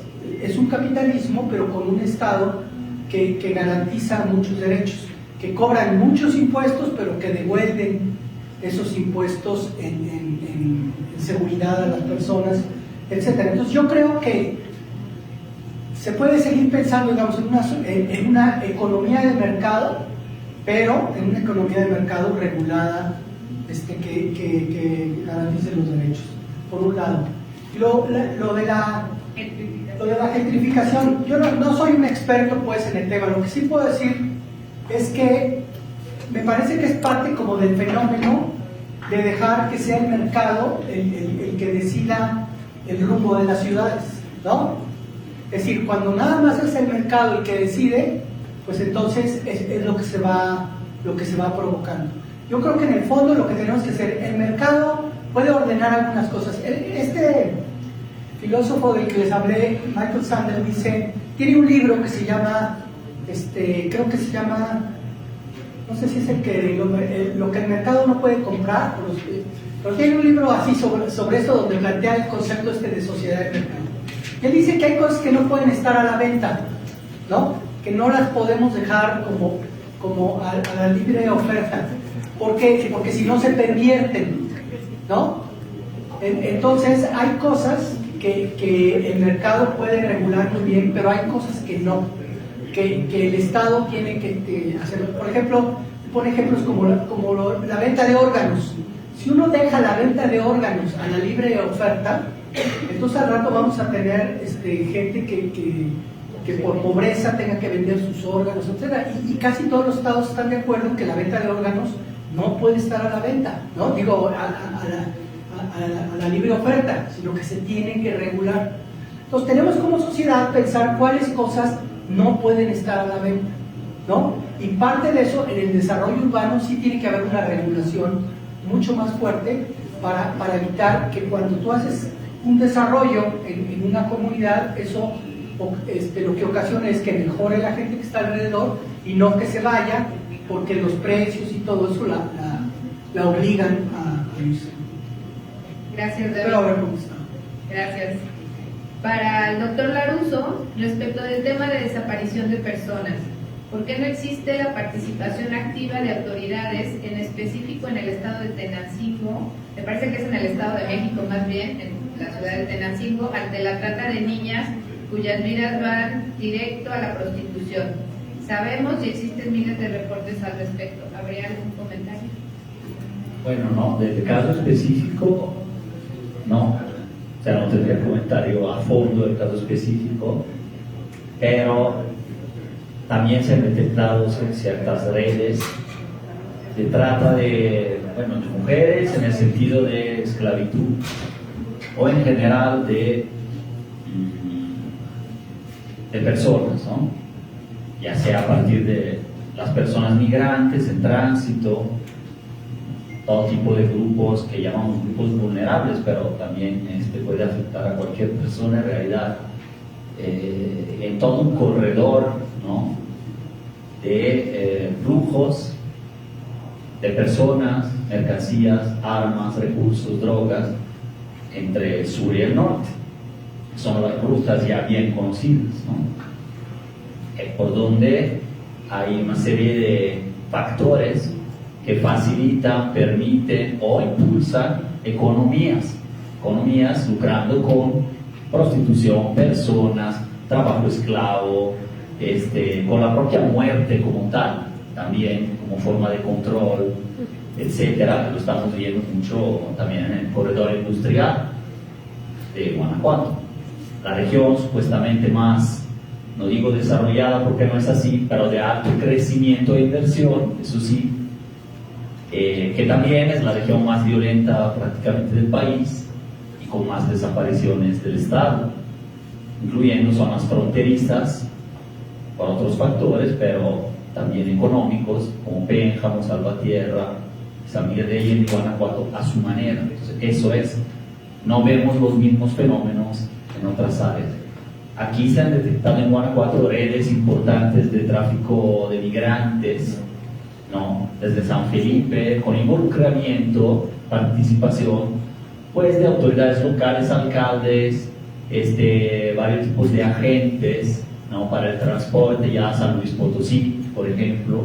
En la Sierra de Lobos hay testimonios directos de gente que pudo salirse y la autoridad no intervino, más bien fue por factores de grupos criminales, de centros de detención ilegal o laboratorios, casas de seguridad, en el límite entre Guanajuato y Jalisco, ¿no? ¿Quién permite eso? Aquí también, no solo en la academia, también en el periodismo, con el último libro, el reciente libro de Marcela Turati, hablamos de un concepto que es el crimen autorizado. No es tanto que grupos criminales están disputando la plaza, la pregunta, sino qué autoridades o quién, qué poder más bien, autoriza crimen en determinada área. Entonces son más factores. Sí puede ser un poder que autoriza crimen, que gestiona negocios en una área, poder empresarial, un conjunto de poderes empresariales contra otros, como en los pueblos de Rincón, ¿no? Donde la extorsión a empresarios es un fenómeno que genera desaparición y violencia, en donde se señala participación en el pasado también, no sé si hasta la fecha, de las autoridades locales, o sea, de diferente tipo, ¿no? Fiscalía, policías, y hay presencia también de Guardia Nacional y Sedena. Entonces la pregunta, que para hacerla, pues no intervienen del todo por sus ámbitos de trabajo, digamos así, por cierto nivel de tolerancia a las actividades criminales o participación en la que se llama área gris. Entonces, en cada microrregión hay poderes legales, autoridades, e ilegales, legales, ligados a la sociedad, a la empresa, e ilegales, que autorizan crimen o de alguna manera lo pueden controlar, porque ningún negocio va a funcionar si no hay una participación de la parte legal, de algún tipo de ruta que es controlada y que es segura, de algún poder municipal, normalmente las secretarías de seguridad pública, tránsito, obras públicas, etcétera, que de alguna manera o toleran o participan o son de alguna manera parte de actividades ilegales, ¿no? Entonces, bueno, la red de trata también opera de esa manera. O sea, si tienes en un municipio 10 casas de seguridad que entran y salen todo el tiempo, no sé, mujeres menores de edad, y en un año nadie lo señala, nadie se da cuenta, o más bien incluso hay denuncias o hay casas de pánico, estoy hablando de casos concretos, no de mi fantasía, ¿no? Casas de pánico en donde hay chavitos que van, pues, a utilizar drogas, tienen un problema de salud, pero no pueden ir a las autoridades porque si no los detienen para aumentar el registro de detenciones, que también es la otra, ¿no? Para mostrar números se detiene así desde el pepenador al pequeño consumidor o a quien tiene dosis mínimas de droga, que ha aumentado mucho el consumo en Guanajuato. Bueno, todo eso no es que la autoridad no lo tenga del todo detectado, lo tiene tolerado o lo tiene autorizado, ¿no? Pues hay tránsitos que saben de quién transporta paquetes muy sospechosos de un lugar a otro o de una tienda a otra, y ciertos policías de tránsito autorizan ese tránsito en varias ciudades de Guanajuato, no hablo solo de León. Entonces, bueno, son realidades que nos cuentan directamente las personas que lo han vivido o las víctimas, o a veces los propios ministerios públicos que están investigando casos, pero no llega más allá. Entonces esas redes son de alguna manera complejas, es decir, en parte permitidas, en parte toleradas, en parte participadas, etcétera, por diferentes funcionarios y así, y sectores del poder económico también. Entonces, bueno, esa es mi explicación para terminar el tema de... Muchas gracias. Para no dejar fuera ninguna voz, voy a leer las últimas 2 preguntas que me llegaron y le pediría a cada uno de los participantes elija sobre cuál de ellas quiere hacer una aportación o alguna reflexión. La primera es: ¿considera que la democracia participativa, partidista, continúa siendo viable para garantizar una mayor igualdad de oportunidades? La segunda pregunta: mi ámbito es la docencia, el psicoanálisis y la docencia. ¿Qué proponen que debe destacarse en los estudiantes y en las personas en general para cobrar conciencia de la pobreza, la violencia y los desaparecidos? Un breve comentario sobre alguna de ellas para poder cerrar la mesa. Bueno, como muchas veces se ha dicho, la democracia a lo mejor no acaba de funcionar bien, como lo he dicho, pero hasta ahorita es lo mejorcito que conocemos, ¿no? Es decir, no hemos podido construir algo mejor que eso. Sí creo que necesitamos, en el caso de México y creo que en muchos países del mundo, sí repensar muchas cuestiones, ¿no? Es decir, yo creo que nuestra democracia está enferma de partidocracia, y como yo inventaba un término hace poco, era oligopartidocracia. O sea, los partidos políticos están dominados por una super minoría, y todo se va construyendo en beneficio de esas superminorías, es decir, ni siquiera al interior de los partidos hay democracia, y entonces creo que el tema tiene que ver con una reforma de fondo que obligue a la democracia interna de los partidos, probablemente segundas vueltas, elecciones, que se garanticen elecciones libres al interior de los partidos políticos. Si los partidos políticos al interior no son democráticos, entonces la democracia es como muy compleja. Pero creo que no hay otra ruta, porque hasta ahorita no conocemos otra ruta en la que podamos construir algo a través de un proceso pacífico, ¿no? Entonces creo que hay que apostarle a la democracia, pero hay que tratar de mejorarla, de reformarla. Y por otro lado, creo que la democracia no nada más es el momento de la elección, sino que la democracia tiene que ver también con nuestra participación, con lo que nosotros hacemos, con que nos metamos a resolver estos problemas de los que hemos estado hablando, ¿no? A que no nos quedemos nada más en nuestro mundito, a quejarnos, ¿no? Ya termino, pero nada más. Es que yo en mi juventud conocí al padre Chichachoma, que trabajé con él con niños en situación de calle. Y hay una anécdota de él que me gusta mucho, que él era así como un profeta, que en una ocasión, después de ver una situación de unos niños, le reclama a Dios y le dice: Señor, ¿cómo permites esto? No puede ser, ¿no? ¿Quién eres que permites este sufrimiento? Y entonces él dice, y Dios me contestó: si yo hubiera hecho un mundo perfecto, ¿cabrías tú? ¿No? Entonces, el mundo no es perfecto, pero pues de eso se trata, de que nosotros lo tenemos que ir construyendo. Gracias. Pues yo creo que apuntaría las dos preguntas. Me parece que estoy totalmente de acuerdo con David, y me parece que lo que tenemos es una crisis del sistema de partidos, y creo que un elemento de la crisis del sistema de partidos tiene que ver con el desempeño ético de quienes, desde como es que la ciudadanía está ahí. O sea, no es que los políticos, las personas que se dedican a la política se cuezan aparte o sean seres extraterrestres que de pronto llegaron y se insertaron para tomar los espacios de poder. Es que son ciudadanía, ¿no? Y hay personas que desde el proyecto de vida se ven ahí, o sea, desde la propia visión de formación, de qué carrera elijo, si me educo, si no me educo, si me integro a un grupo social que me permita ir acercándome a un partido político, a un movimiento político para llegar a ocupar el espacio. O sea, hay un tema hay un momento de decisión en el proyecto de vida de una persona donde dice: yo quiero estar ahí.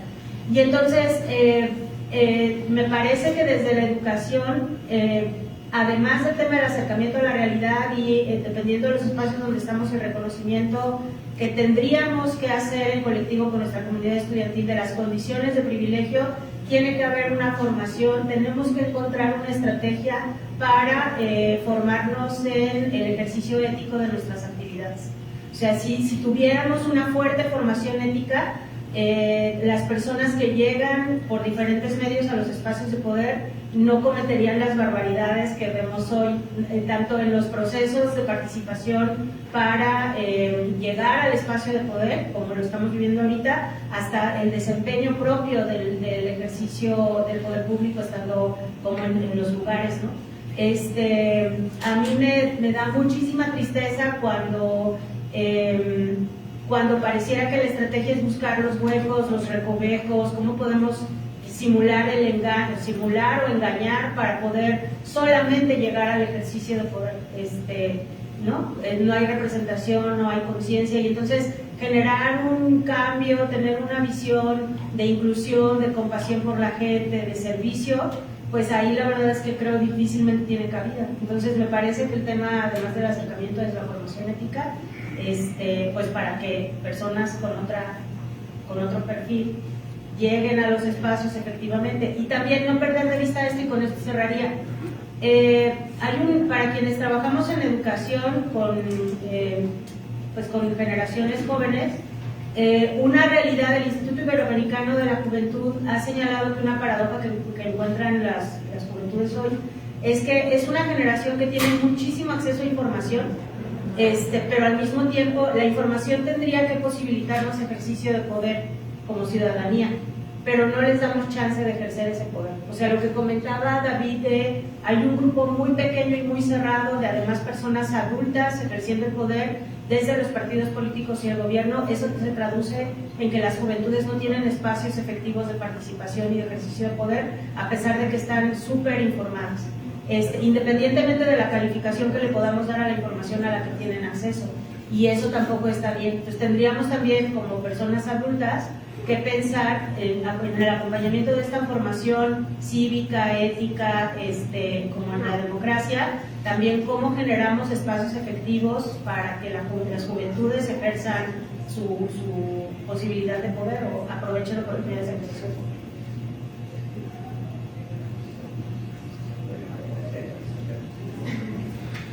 Bueno, sobre este tema para no dar mucho, ya casi el tiempo se acaba, podríamos decir que en un sistema democrático los partidos son necesarios, solo que no se deben de convertir en un mal necesario, sino en un bien necesario, y son los cuerpos intermedios que tanto hacen falta, ¿no? Son asociaciones religiosas, los partidos políticos, los sindicatos, las organizaciones, etcétera, que son esa intermediación con el sistema político. Como somos más de 131 millones de mexicanos y mexicanas aquí en el país, hay esa representatividad. La democracia representativa es así, aunque bueno, por otro lado, una buena dosis de democracia de base y democracia referendaria, es decir, de consulta, de hablar con la población, etcétera, siempre ha hecho falta también, ¿no? Son otros mecanismos que también es democracia. Y entonces, bueno, desde mi punto de vista, no echaría a perder el tema de todos los partidos son iguales y todos los partidos son malos de por sí, porque podríamos acabar en cierto nihilismo a la Milei en Argentina, por ejemplo. Es decir, entre la opción que tenía Hirschman, este historiador económico, de salida, voz y lealtad, solo decidir salir, no hacer que se oiga tu voz, no buscar un cambio, una participación, sino decir, ya basta con todo y damos al traste con la propia democracia, que es lo que efectivamente está pasando. Entonces, si la solución va por ahí, creo que es mejor la voz, protestar, más democracia directa, más asamblea, más espacios incluso como etcétera, desde la gente, dentro y fuera de los partidos, o sea, en diálogo con, ¿no? Pero bueno, sí, entiendo que es un momento difícil para todas estas organizaciones, pero bueno, entonces la confianza para mí también va por ahí. Y del tema de la desaparición, así muy breve, en los estudiantes y en la población, pues los mismos colectivos y desde la academia, yo creo que es informarse para que se cobre conciencia. Primero es visibilizar la problemática sin pánico, sin generar miedo de por sí, sino hablando de datos y de qué significan en términos muy realistas, como muy concretos, muy serios, para no perder el foco de la atención, porque es un problema complejo que implica muchas desigualdades, vulnerabilidades, diferentes delitos en dado caso, diferentes situaciones, etcétera. La desaparición de una persona, no puede ser muchos casos distintos, entonces sí hay que tratarlos, ¿no? Entonces es dando a conocer, visibilizando sin morbo los casos, no caer en esas retóricas muy banales de todo es crimen organizado siempre, y así se explica y hasta se normaliza y la gente se siente más tranquila porque finalmente les pasa solo a ellos, porque también las situaciones de homicidio y desaparición. Entonces creo que ayuda ahora es con eso, crear conciencia de que son problemas interrelacionados, violencias, economía, desigualdades, cuestiones de género, la desaparición, etcétera. No es tan simple, pero por algún lado así han comenzado los colectivos, están en las plazas hablando con la gente, están más en los medios, se sensibilizan muchísimo y empiezan a tratar el tema con una accesibilidad diferente, hablar de las historias de la gente, por ejemplo, de sus recetas, de sus gustos, más allá de el tema criminal creo que son maneras de acercarse, que la academia entre, que las escuelas, que no se llegue el tema incluso por más pequeños, ¿no? Que a veces hasta andan ahí en búsqueda con las señoras, que no, con las mamás, etcétera, de los colectivos, y hay maneras también de tratar el tema. Hay un trabajo que es urgente, psicosocial, también es que sea legal en muchos casos, y hay en la sociedad de aquí presente que trabaja esos temas, si urge en equipo, surge una atención y ese voluntarismo, pero con causa, ¿no? Entonces, bueno, son algunas respuestas que se me ocurren a la pregunta. Muchas gracias. Muchas gracias. Bueno, para cerrar, yo recuperaría esta invitación que hacen nuestros ponentes y me parece que este espacio es un ejemplo de eso, esta posibilidad de sociedad civil y academia reflexionando juntos, dialogando, generando espacios para el análisis, pues es una posibilidad de comenzar a caminar, en ir por lo menos disminuyendo estas barreras que impiden que el tema de la justicia social se lleve a cabo, ¿no? Entonces, bueno, agradecer la participación de los ponentes, agradecerles a cada una y a cada uno de ustedes el haberse tomado estas 2 horas de la mañana para venir a escuchar y a dialogar, y muchas gracias al Observatorio Ciudadano también y a la Universidad Iberoamericana por organizar este espacio.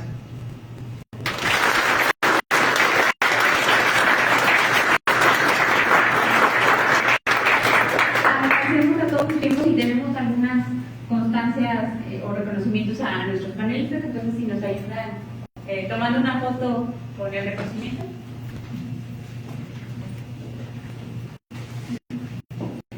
Al doctor Fabi Cruz.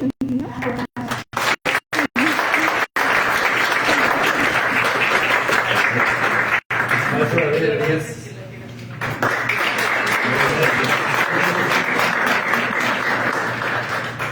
Maestra Gaby Lora.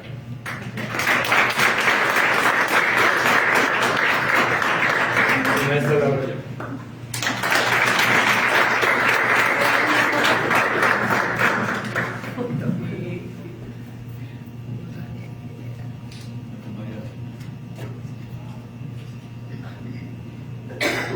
Gracias. Pues por nuestra parte es todo y les agradecemos mucho. Seguiremos extendiendo estas invitaciones, esperando que nos puedan seguir acompañando. Muchas gracias. Gracias.